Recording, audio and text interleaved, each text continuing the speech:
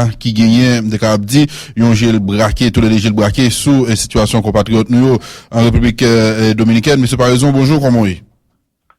Bonjour, et mon cher ami Robinson, et à tous tes amis auditeurs et tout le monde qui t'accompagne en studio. Donc, un plaisir, comme toujours, pour avec nous. Tout à fait, merci. Alors, c'est un moment de la durée.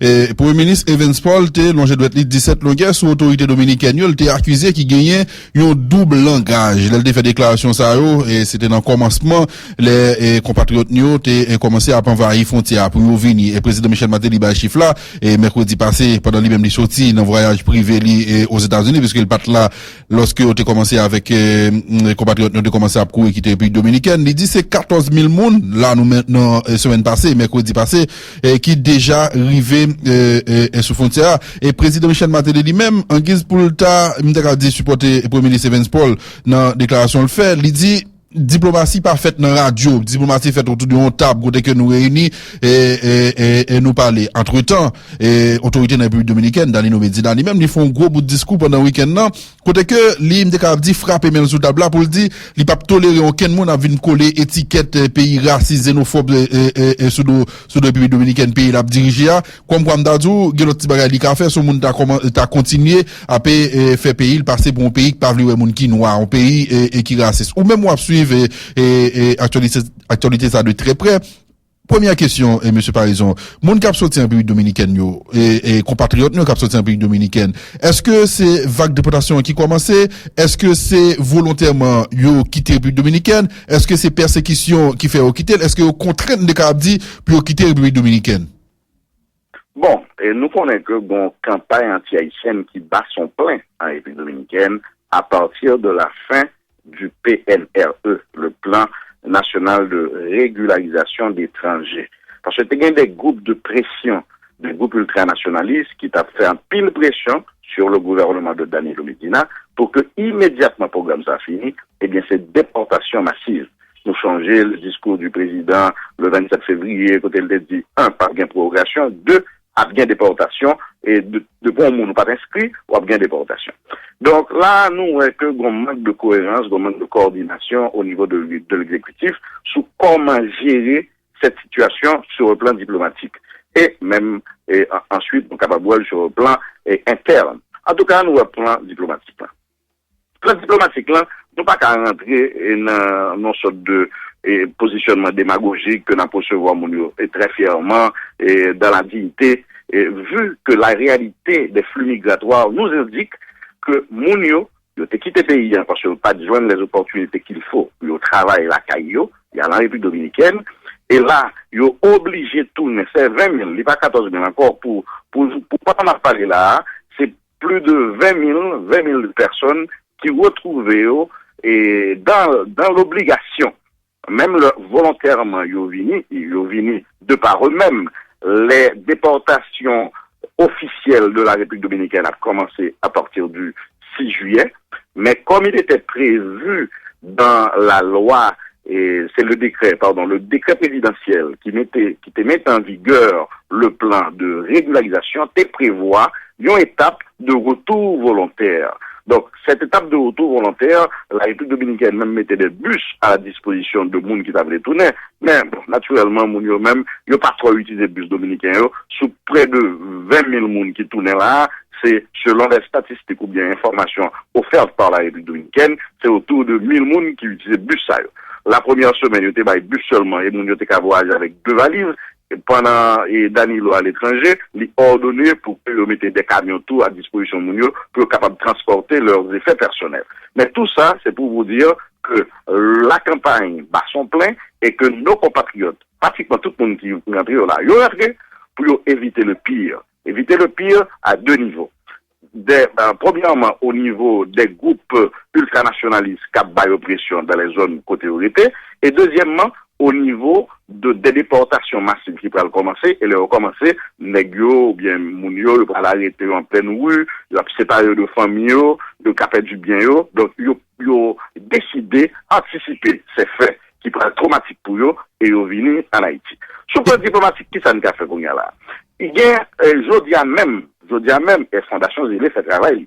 Même, en pile fois, il a critiqué et que il y a des gens qui extrémistes. Parce que de vous parler, de vous critiquer la République dominicaine, eh bien, dans tête et l'État, ils tablent pour extrémistes. Nous, ouais, et qui s'est président de la République dans un concert de rap qui fait toujours là samedi, on voit que pour qui ça, on ne pas parler de des Bahamas, cap déporter monde, alors que, et tout le monde concentré sur la République dominicaine. Mais nous concentrer sur la République dominicaine par le fait, et sur le fait que la République dominicaine, c'est le seul pays du monde qui vient chercher Haïtiens, compatriotes, nous, la caille, nous. C'est eux-mêmes qui, en 1952, ils ont signé un accord avec Magloire, ils ont demandé Haïti. Accord signé en 52, mais depuis 1880, les Haïtiens qui ont cherché pour couper canne et pour faire l'autre travail agricole. Donc, la République dominicaine, a une obligation morale. Si un monde qui est capable, si un pays du monde qui pas doit parler mal de la présence haïtienne, c'est la République dominicaine, parce que c'est le seul pays qui formellement vient chercher nous.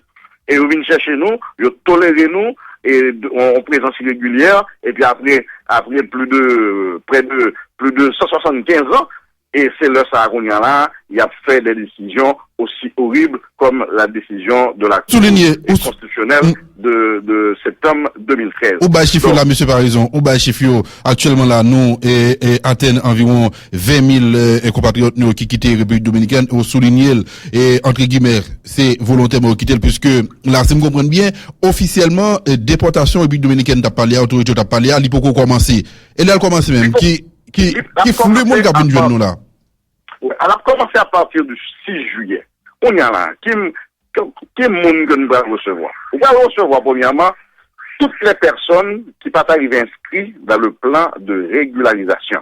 Et c'est là que le Premier ministre a parlé de langage, il simplement pas comprendre que le Navarro, le chancelier dominicain, est venu ici il y a 2 semaines ou bien 3 semaines, l'LT du président noir, 45 jours, c'est pas de vrai. Avec eux, c'était nous-mêmes, c'est la partie haïtienne qui était mal comprenue. Parce que tout le monde qui est inscrit dans le plan, ou t'es 45 jours pour l'État, bon, ils ont réponse. Donc ça veut dire que le monde qui est inscrit pendant les dernières semaines, il était justement gagné 45 jours. Donc, à partir du 1er août, et les déportations officielles par commencer, et au cas affecté, monde qui pas inscrit, pardon. À partir du 6 juillet, tout le monde qui pas inscrit est sous menace de déportation. Tout le monde qui pas inscrit sous menace de, c'est 170 000 monde plus ou moins. À partir du 6 juillet. À partir du 1er août, monde qui est inscrit, et pendant les dernières semaines, comme d'habitude, il y a 45 jours pour jouer en réponse de l'État. Donc, nous avons estimé que, près de 30% de monde qui est inscrit, il y a déporté la patrie. Donc, au grand total là, au grand premier chiffre de 170 000, plus ou moins l'autre chiffre, qui viennent où ils ont total estimé à plus de 256 000 personnes que la République dominicaine va rapatrier. Donc, d'un autre côté, ou gain des gens, alors tout le monde sait c'est des migrants que de notre côté, il y a des gens qui fait en République dominicaine, d'ailleurs nous recevons déjà, oui, dans 20 000 personnes qui rentrent là-haut, il y a des Dominicains qui même bat interview à des stations sœurs, nous téléphonons, nous parlons avec eux, et donc il y a des Dominicains d'origine haïtienne que l'État dominicain pas reconnaître comme nationaux, donc moun sa yo commencé à arriver tout parmi nous, parce que, et pour leur peur, persécution du fait de la couleur de leur peau, parce qu'ils sont noirs et d'origine haïtienne. Donc, Haïti, qui ça le doit faire? Haïti, qui pas fait rien sur le plan diplomatique pour éviter le rapatriement, bon petit chance, sur le plan diplomatique, bon petit chance, pour que les réduits impact numérique rapatriement. Faut ne pas chita n'a fait positionnement démagogique. Il y a des démarches diplomatiques que nous avons fait pour réduire l'impact des rapatriements. Bon, nous démarche et c'est ça, justement, nous faisons des recommandations et à l'ambassade d'Haïti à l'OEA, parce que matin, à 10h du matin, on a une grosse réunion, côté que, dans le cadre de l'offensive diplomatique développée par la République dominicaine pour expliquer au monde sa position sur cette situation, eh bien, le chancelier dominicain prend la parole à l'OEA matin. Donc là, nous avons une recommandation, nous fait Haïti comprendre que la position d'Haïti à l'OEA doit être premièrement de reconnaître, on va cette diplomatie à faire, pour reconnaître que nous fait un effort, nous mettons sur pied un plan de régularisation, 24 bureaux et plus de 20 millions de dollars, donc faut qu'on reconnaisse ça. On y a là, faut qu'on explique tout sur le plan diplomatique, quelques difficultés qui t'ont empêché que vous-même, vous te répondre au rendez-vous le PIDI, on ne va pas dire que le PIDI est un fiasco à l'OEA, donc nous allons faire certaines explications administratives pour démontrer que PIDI, eh bien, il y a des problèmes qui ne pas marcher bien. Faut qu'objectif. On y a là, faut qu'on démontre au monde que le plan de régularisation des étrangers que la République dominicaine a dit son succès, c'est pas vrai. C'est pas un succès. Parce que, on gagne 453 000 immigrants en République dominicaine, selon les données officielles, soit font plan de régularisation pour ce spectre de migrants. 453 000, 458 000 immigrants. Mais c'est pas car c'est seulement 70% de monde qui arrive inscrit. Donc, il n'est pas normal. Donc, si vous avez un problème, parce que il y a diverses raisons qui font que vous pas inscrit, et il y a une question de méfiance. Là, aux États-Unis, nous avons le même problème là. Le gouvernement américain dit, bon, nous, le TPS, nous avons bataille pour lui en pile, mais le département d'État et le ministère de l'Intérieur, ça oui, les l'autre mot en anglais, mais là, ouais, autorité américaine, ouais, que, et il était prévu que tu as bien près de 200 000 personnes qui t'a bénéficié de TPS là, mais le même, ils mettent un chiffre, faut que tu atteignes chiffre ça. Projet TPS là en 3 occasions pour le moins, pour permettre que les gens qui pas bien inscrit, par exemple, sur la base de la méfiance, des gens qui peuvent, ne pas connaître si à l'inscrit, il y a pour eux, donc bon paquet de monde, pour d'autres diverses raisons, il n'y a pas été inscrit. Donc là, le gouvernement américain, projet, programme pour permettre tout le monde inscrit. La République dominicaine pas fait ça. Maintenant. Le programme fini, il fait même. Donc là, faut qu'on dise en face du monde. Faut qu'on dise que il y a plus de 170 000 personnes qui pas été inscrits, parce que la République dominicaine pas de chance inscrit, il pas projet programme. Donc faut qu'on dise.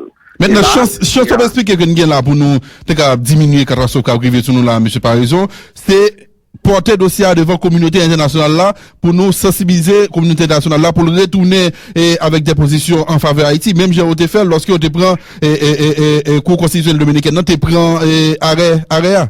C'est ça pour nous faire là encore. Oui, non, c'est ça.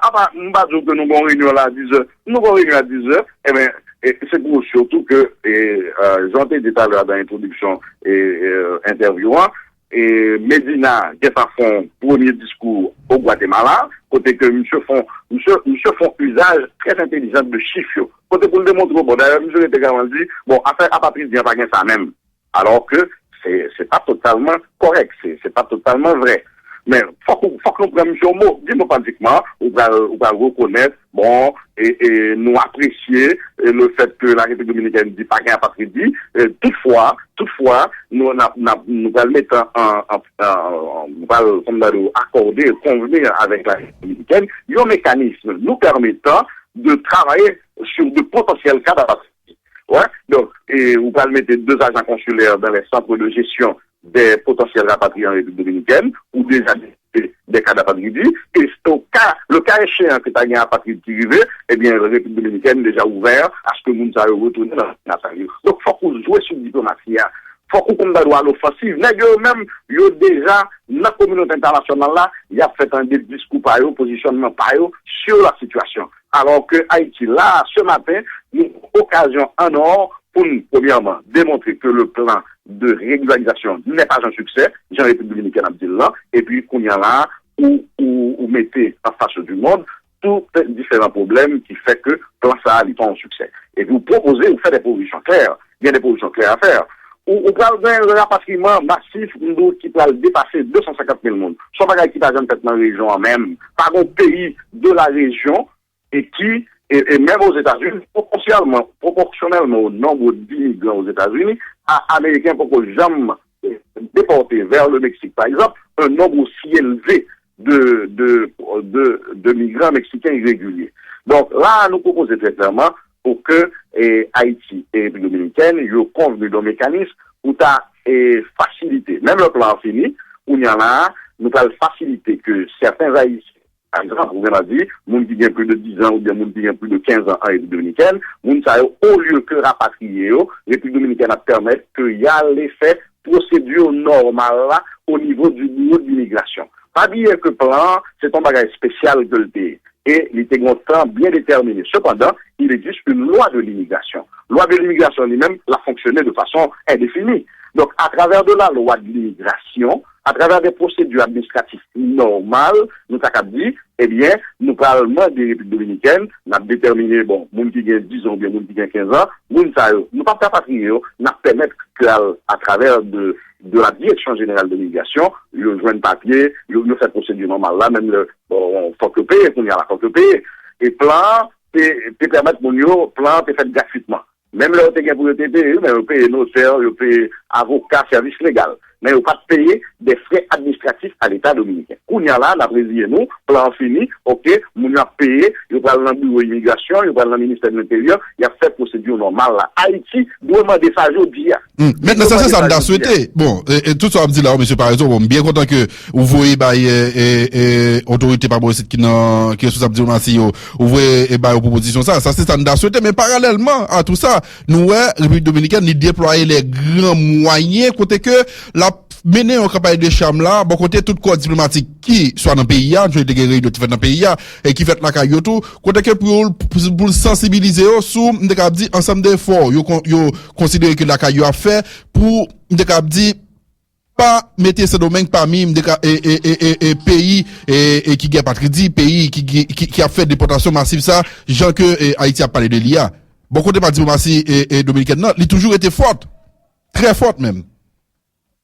Bon, alors c'est là encore une fois que nous sommes capables de dire que Haïti doit changer de stratégie. Ouais, la stratégie de dire bon, alors une stratégie politique interne d'eau, et d'ailleurs des deux côtés, une tentation à jouer sur cette situation pour faire politique interne. Dans tous les deux pays, nous gagnons et en processus ou bien nous en conjoncture préélectorale. Donc, il y a une façon que nous sommes capables de capitaliser politiquement, électoralement, sur cette situation. Hein. Donc, il y a des gens même qui même croient, ou qu'on est que jusqu'à présent, nous avons une période préélectorale un petit peu indéfinie, il y a des gens qui croient que il ne doit pas gagner élection. On va pas cette parole, ça pas dans la guerre. On va dire des gens qui croient que vont intégrer dans le secteur pour faire cette transition, pour arrêter. Donc, alors là, et probablement, il y a des gens qui ont une tentation de l'usage politique interne, mais nous-mêmes qui liés à la communauté haïtienne, nous-mêmes qui membres de la communauté haïtienne dans la République dominicaine, nous travaillons pour que les droits acquis des migrants haïtiens, de contribution permanente à la République dominicaine, eh bien, doit ça, les autorités dominicaines ou bien l'État dominicain respecter, mais là, il faut quand même que l'interlocuteur principal, qui est l'État haïtien, joue au rôle. On va nous maintenant faire plus que ça n'a fait. Monsieur par raison, et autorité par jusqu'à journée jeudi là, ils continuent et parler en pile, critiquer la République dominicaine qui beaucoup jamais capable officiellement et bailler des détails sur comment on va le faire et déportation on va le faire. Par exemple, dans qui côté à vous et autorité haïtienne dit on t'a sauté vous dans deux points et deux postes et faut aller principaux côté que il y a bien contrôle mais la République dominicaine pas répondre. Yo mandel tout puis on t'a détaillé qui moun n'a voué balé, qui quantité, à qui le a voué, et ça fait plusieurs semaines, n'a demandé ça, République dominicaine, pas jamais occupé nous. Tout ça, il faut le dire. Il faut le dire, aujourd'hui, à nous avons occasion pour nous dire, et nous avons même gens, République dominicaine, et réunis le corps diplomatique, et accrédité l'autre bois. C'est semaine dernière, la réunion, ça fait, mais Haïti doit faire même bagarre là tout. Haïti doit réunir, parce que, ou bien des ambassadeurs, qui sont des ambassadeurs et qui en République dominicaine, mais qui en même temps, et c'est des alors, ils basent en Dominicanie, mais ils représentent leur pays dans nos deux États. Ouais. Donc, on y a, ou qui était fort bien, probablement, et des mois, si mémoire bon, près d'une dizaine d'ambassadeurs qui se retrouvent dans cette situation. Qu'à représenter dans nos deux pays leur nation. Ouais. Donc, on ne peut pas quitter que l'ambassadeur, c'est seulement la position de la République dominicaine qui est autant dit. Donc, la Haïti devrait faire la même chose et convoquer le corps diplomatique accrédité ici et présenter la situation, présenter le fait que, et premièrement, il y a un anti-haïtianisme militant en République dominicaine qui fait que nous sommes dans une situation aussi embarrassante. Le président Medina au Guatemala, je parlais de Obama, oui, je parlais des difficultés qu'Obama a gagnées pour le faire passer et on vote au Sénat. Je vais parler des difficultés, ça. Et nous-mêmes, nous allons parler des difficultés que Medina gagne. Medina gagne de sérieuses difficultés avec des alliances électorales et politiques entre son parti, le Parti de la Libération Dominicaine, et les groupes ultranationalistes, littéralement anti-haïtiens. Depuis 1996, alliance a scellée entre le PND, qui est le parti officiel, et ces groupes ultranationalistes. Donc, Haïti doit, signaler du doigt, bagaille ça. Parce que, qui ça a provoqué? Premièrement, une contradiction profonde dans la politique dominicaine face à Haïti, et deuxièmement, ça crée une ambiance, je dirais, qui pas propice à la paix, qui pas propice au voisinage entre les deux peuples. C'est ça qui mène nous dans des situations comme cette manifestation anti-haïtienne qui a eu lieu un jour avant la pendaison de Henri Koudjan en février. Ouais. Et les réactions haïtiennes, Vimbanou, par exemple, les incidents au consulat à Pétionville, ce qui a créé une nouvelle crise diplomatique entre les deux parties, simplement parce que, dans le mi-temps, en d'un pouvoir dominicain même, nous avons toléré, nous disons comme ça, nous avons toléré que anti-haïtianisme continue quoi. Parce que nous ne pas jamais pointer du doigt, nous ne pas jamais dire que ça est incompatible au bon rapport, à la transparence dans la gestion des rapports. Voilà, merci un pile, monsieur, et par raison, et président Michel Martelly était déclaré avant hier, et que les campé des dialogues entre deux pays, elle était critiqué, m'était cap dit, moun qui prend un dossier, et ça, et compatriote nous, cap venir sur frontière, pour le dire, c'est politique qui a fait, elle dit qu'il y a extrémistes tous les deux côtés, et en Haïti, et en République dominicaine, qui était prêt pour te faire deux populations affronter, c'est ça lui-même, il avait évité, lorsqu'il était allé chita sur table dialogue là, avec République dominicaine, après arrêt, et cour dominicaine, cour constitutionnelle dominicaine, te fin prend pour te dénationaliser plusieurs centaines de milliers de compatriotes. Merci à vous, monsieur Paraison, bonne journée. Avec plaisir, bonne journée à toi. Voilà, c'était Edwin Paraison qui est ensemble avec nous, responsable de la Fondation Ziliane, d'abord abordé le dossier de dénationalisation, mais surtout le dossier de déportation compatriotes. Nous, le souligner que la déportation, elle a commencé dans environ un mois, c'est 250 000 compatriotes qui concernés par cette situation ça. Elle dit une occasion en aujourd'hui là pour nous porter la République dominicaine à changer comportement avec un rencontre qu'a fait au niveau de l'OEA. Et les souligner, il gagne ensemble de propositions livrées et by autorité par ici, puis à le soumettre en République dominicaine, puis on reconnaître des bagages. Par exemple, effort qui fait pour plan régularisation, mais tout manquement qui gagne non et non pas et non pas nous ça que nous tape papier en République dominicaine. Donc les souligner tout faut que nous retourner avec dossier devant communauté internationale, contrairement avec gens autorités nous pas nous au fait côté que au mettre au niveau de binational seulement. Donc on dossier n'a pas continuer suivre aussi Magic 9 panel Magic a continuer n'a pas pause abtourner.